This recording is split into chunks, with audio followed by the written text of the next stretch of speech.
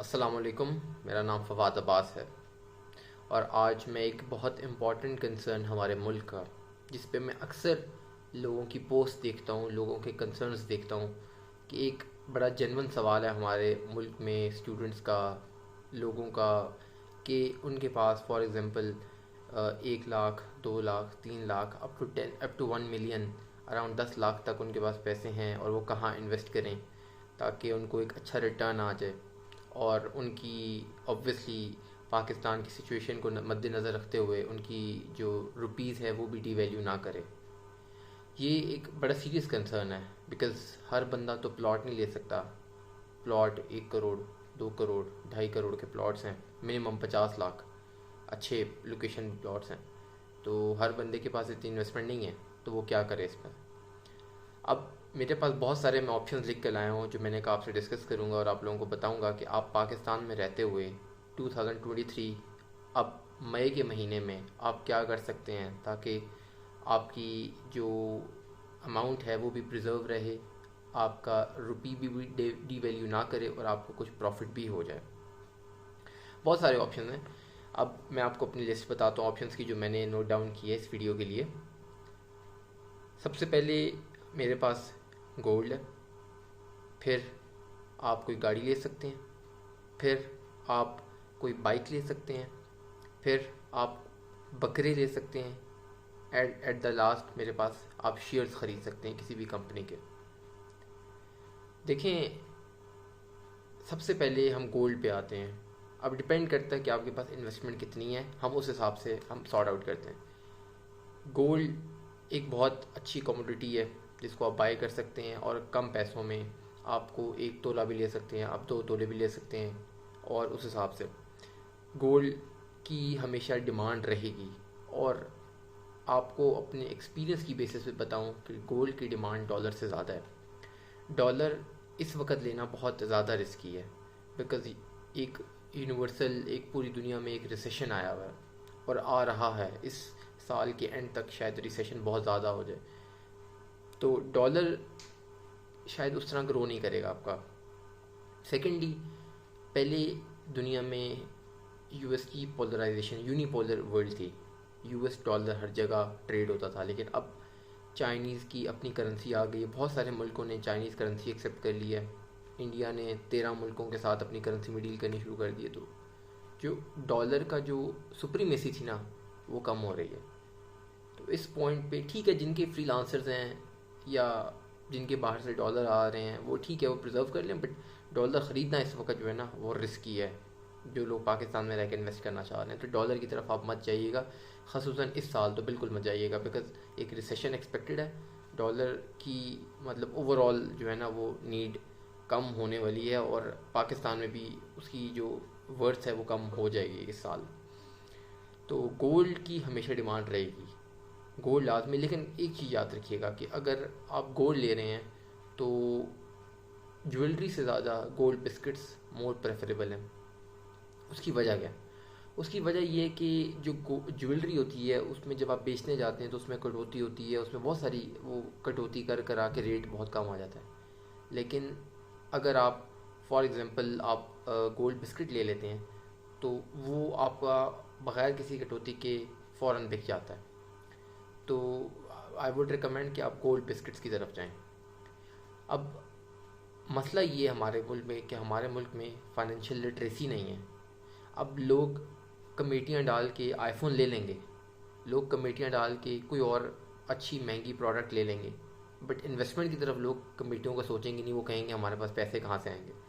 तो I would recommend, आप जिस जो भी लोग करते हैं, लोग कमेटियाँ डालते हैं, लोग उधार लेते हैं आईफोन लेने के लिए, या जो भी आप आईफोन लेने के लिए या किसी चीज़ को कंज्यूम करने के लिए करते हैं, महंगी चीज़ को, वही काम आप यहाँ पर करें। आप गोल्ड कोशिश करें कि आपके पास कुछ होना चाहिए। गोल्ड जो है आपका पास लिक्विड एसेट होता है। लिक्विड एसेट वो चीज़ है जो फ़ौरन बिक जाती है। गोल्ड की प्राइस बढ़ भी रही है और बढ़नी है आगे। तो इस वक्त गोल्ड जो है वो आप अगर बाय करें तो आपकी इंशाल्लाह 1 साल में आपको अच्छा रिटर्न मिल जाएगा। सेकेंडली, जिनके पास कोई 6, 7, 8 लाख हैं, आई वुड रिकमेंड कि वो गाड़ी ख़रीद लें पाकिस्तान में।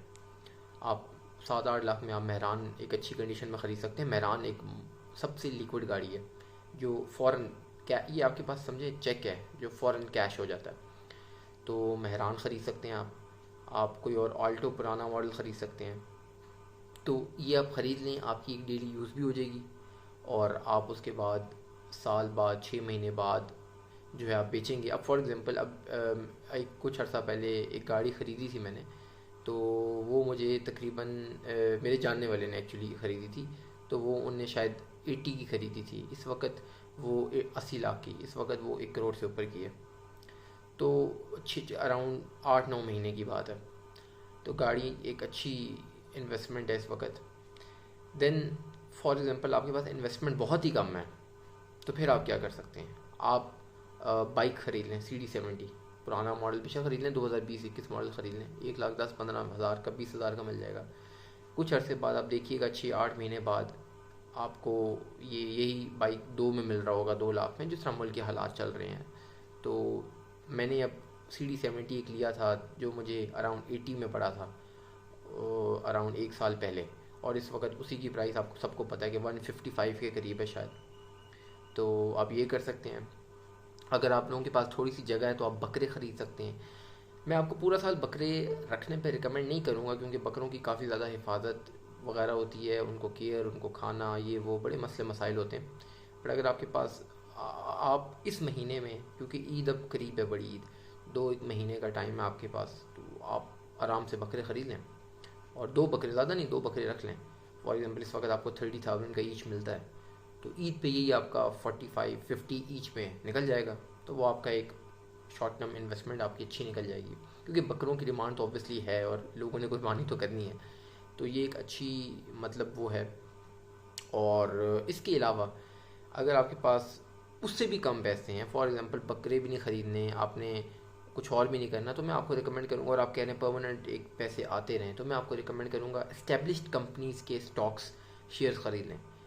अच्छा, अब हमारे यहाँ मसला ये है कि आप लोग अगर ये सोचें कि मैं आज सस्ता ख़रीद लूँ कल महंगा बेचूँ, ऐसे नहीं होता।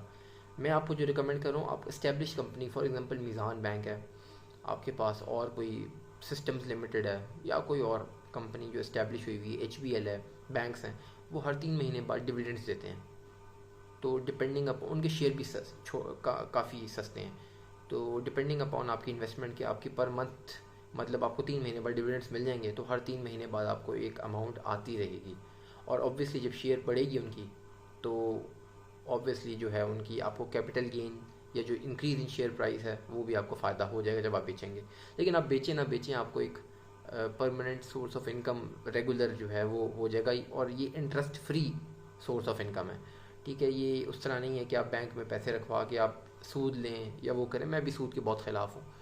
तो ये एक्चुअली सारी मैंने सोर्स ऑफ इनकम आपको इन्वेस्टमेंट पॉइंट्स निकाले थे जो मैंने कहा आपसे शेयर करूं, क्योंकि मैं अक्सर ग्रुप्स में देख रहा हूँ कि लोग ये सवाल पूछ रहे हैं और लोगों को ऑप्शंस नहीं पता कि क्या करना चाहिए क्या नहीं। एक स्टूडेंट 20,000 है उसके पास, 30,000 है उसके पास, 40,000 है उसके पास, वो क्या करे? वो बकरा ले सकता है, वो चलो बाइक तो अब नहीं आती, वो शेयर्स ले ले। फिर आपके पास अगर थोड़ी सी इन्वेस्टमेंट ज़्यादा, आपके पास ₹1,00,000 है, आप बाइक ले सकते हैं, आप 2 बकरे ले सकते हैं, आप और ज़्यादा शेयर ले सकते हैं, आप 40,000 के शेयर्स ले लें, बाकी बकरा ले लें। तो ये आप थोड़ा सा पोर्टफोलियो भी आप अपना डाइवर्सिफाई करें। एक तरफ जो है किसी एक फील्ड में बिल्कुल इन्वेस्ट मत करें, ताकि ये ना हो कि आप जो है ना आप सारी जमा पूंजी एक जगह लगा कर फंस जाएँ।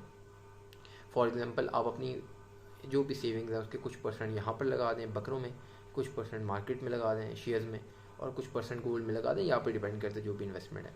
तो मैंने कहा आपके लिए एक वीडियो बना दूं, और उम्मीद करता हूँ आपको वीडियो पसंद आएगी। तो थैंक यू सो मच।